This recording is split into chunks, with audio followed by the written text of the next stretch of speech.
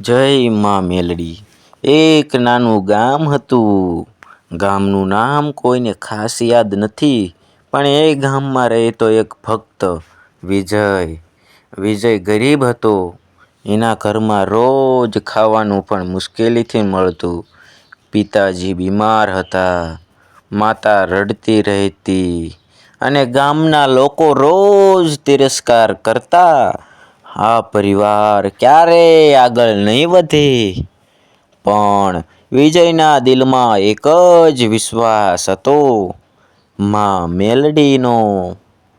વિજય દરરોજ સવારે ઉઠીને માં મેલડીના મંદિરે જતો. ખાલી હાથ, ખાલી પેટ, પણ દિલ ભરેલું ભક્તિથી. એ રોજ કહેતો, માં, મારી પાસે કંઈ નથી, પણ તું છે ને, એ જ મારી તાકાત છે. લોકો હસતા. મંદિરે જઈને કંઈ નથી મળતું, કામ કર. પણ વિજય ક્યારેય ડગમગાયો નહીં. દુઃખનો પહાડ આવ્યો. એક દિવસ હાલત વધુ ખરાબ થઈ ગઈ. ઘરમાં ખાવાનું નહોતું. પિતાજીની તબિયત વધારે ખરાબ થઈ ગઈ. ડૉક્ટરે કહ્યું, જો પૈસા નહીં હોય તો બચાવ મુશ્કેલ છે. માતા રડી પડી. વિજય શાંત રહ્યો, પણ એ રાત્રે તૂટી ગયો. રાતનો રોદન થયો. એ મધરાતે મંદિરે ગયો, એકલો, અંધકારમાં, મૂર્તિ સામે બેસીને રડવા લાગ્યો. માં મેલડી, હવે શું કરું? મારી પાસે કોઈ રસ્તો નથી. જો તું સાચી છે તો મને મદદ કર. એના આંસુ જમીન પર પડી રહ્યા હતા. મંદિરમાં એક અજબ શાંતિ હતી, જાણે કોઈ સાંભળી રહ્યું હોય. થોડા સમય પછી અચાનક દીવો પોતે જ પ્રગટ થયો. વિજય ચોંકી ગયો.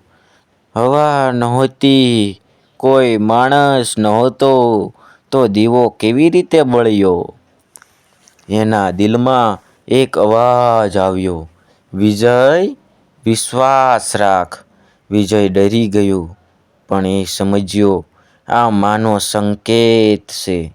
બીજા દિવસે સવારે વિજયને એક અજાણ્યો માણસ મળ્યો.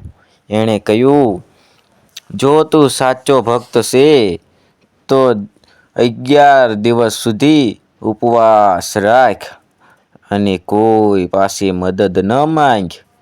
વિજય વિચારમાં પડી ગયો. ઘરમાં પહેલાથી જ તંગી, પિતા બીમાર, અને હવે ઉપવાસ.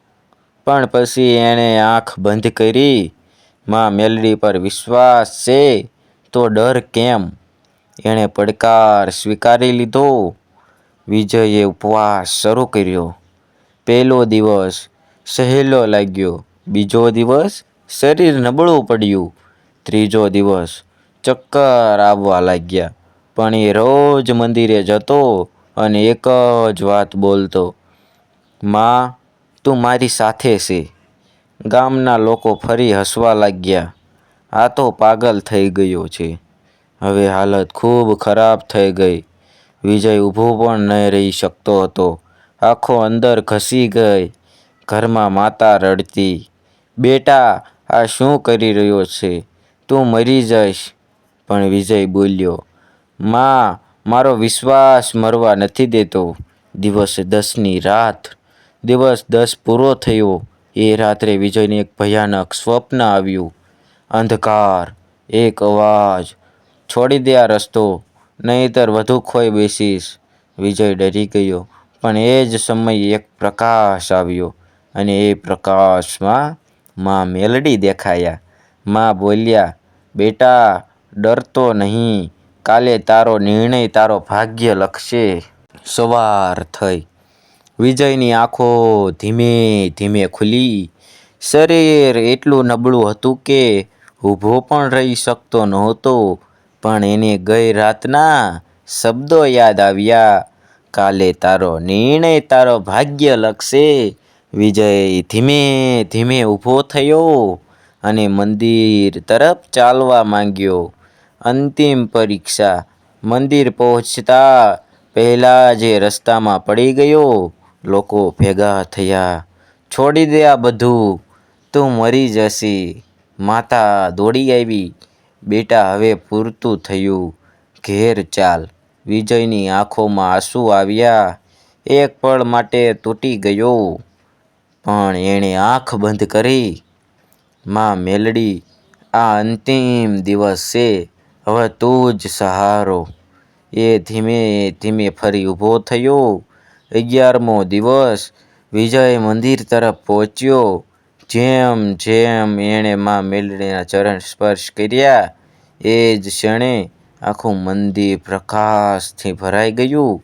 દીવો પોતે જ તેજ બની ગયો. ઘંટો પોતે જ વાગવા લાગ્યા. બધા લોકો ચોંકી ગયા. માં મેલડીનું દર્શન. એ પ્રકાશમાંથી એક દિવ્ય અવાજ આવ્યો, હે મારા ભક્ત. વિજય રડી પડ્યો. એણે જોયું, માં મેલડી સવ્ય સામે ઊભી છે. માં બોલ્યા, તું 11 દિવસ સુધી વિશ્વાસ રાખ્યો. બધા તને છોડતા ગયા, પણ તું મને નથી છોડ્યો. વિજય જમીન પર માથું ઝુકાવીને બોલ્યો, માં, મને કંઈ નથી જોઈએ. ફક્ત મારા પરિવારને બચાવી લે. માં સ્મિત કરી બોલ્યા, જે પોતાને માટે નહીં પણ પરિવાર માટે માંગે છે, એવો ભક્ત બહુ દુર્લભ હોય છે. એ જ ક્ષણે વિજયના પિતાની તબિયત સુધરી ગઈ. ઘરમાં અચાનક સુખ અને સમૃદ્ધિ આવી. ગામના લોકોનો વિચાર બદલાઈ ગયો. જે લોકો હસતા હતા, એ જ લોકો હવે બોલવા લાગ્યા, આ તો સાચો ભક્ત છે. અંતિમ ચર્ચા શરૂ થઈ. એ અજાણ્યો માણસ ફરી આવ્યો. પણ આ વખતે સામાન્ય માણસ નહોતો.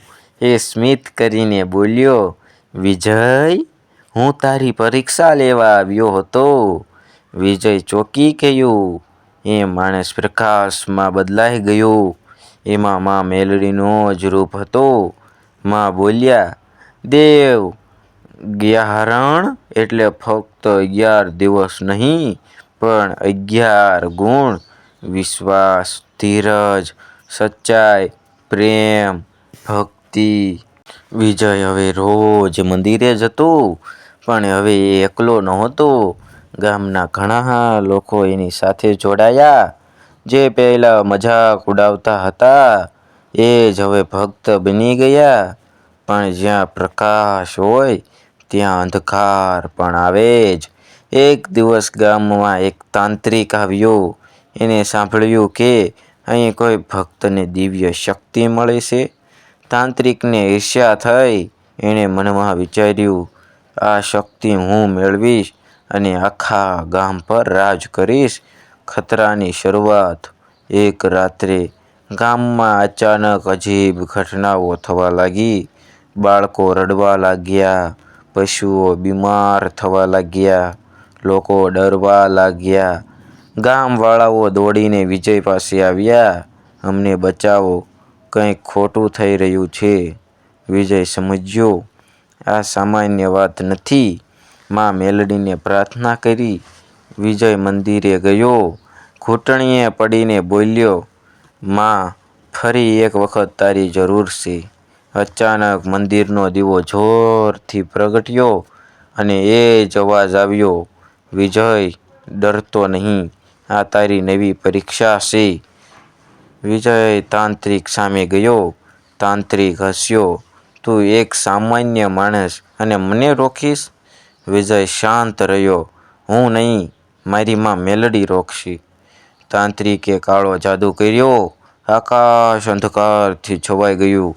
પણ એ જ સમયે એક તેજ પ્રકાશ આકાશમાંથી ઉતર્યો. ઘંટો વાગવા લાગ્યા. હવા તેજ બની ગઈ અને એ પ્રકાશમાં માં મેલડીનો દિવ્ય રૂપ દેખાયો. તાંત્રિક ડરી ગયો. એ જમીન પર પડી ગયો. મને માફ કર, મેં લાલચમાં આવીને આ બધું કર્યું. માં મેલડીનો અવાજ આવ્યો, જે ભક્તને નુકસાન પહોંચાડે, એ પોતે જ નાશ પામે. એ જ ક્ષણે તાંત્રિકની બધી શક્તિ ખતમ થઈ ગઈ. ગામમાં ફરી શાંતિ આવી ગઈ. લોકો ખુશીથી બોલવા લાગ્યા, જય મા મેલડી. વિજય સ્મિત કરીને બોલ્યો, આ મારી જીત નથી, આ વિશ્વાસની જીત છે. જીવનમાં મુશ્કેલી આવશે, લોકો છોડી જશે, પણ જો વિશ્વાસ મજબૂત હશે તો મા મેલડી ક્યારેય સાથ નહીં છોડે. આ કથા અહીં પૂરી થતી નથી. જે કોઈ આ વાંચી રહ્યો છે એના જીવનમાં પણ મેલડી કોઈ ચમત્કાર જરૂર કરશે. જય મા મેલડી, જય મા મેલડી.